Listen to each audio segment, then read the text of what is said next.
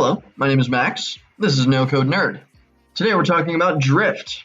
Now, Drift, you've probably seen this on 100 different websites, and there are a few other competitors out there, but Drift is probably one of the main ones. Drift lets you do this thing right here, this little chat that pops up on the bottom right corner of your little whatever website you're on and tells you, hey, would you like to buy our product? Or hey, are you have any questions? Or hey, are you looking to, in this case, learn more about Drift, right? It's funny, they use their own product from their own website. That's how you know it's good.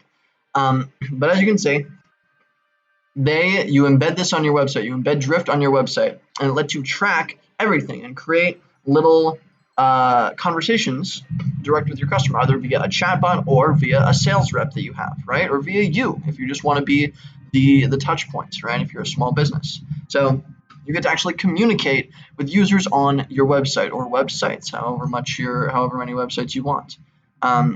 It's one of the de facto tools for this that I've seen. You get full data, full information on everything you possibly can. All the analytics just to see like how much converts, how is this useful, how to like tweak your chat bot from there. All of it's there and available to you.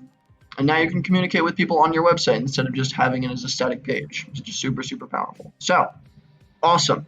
If you want to get chatbots going, if you want to communicate with your audience, get Drift. That's all I got for you. Let me know if you have any questions on how you can implement this and how it might be useful for your business. See ya.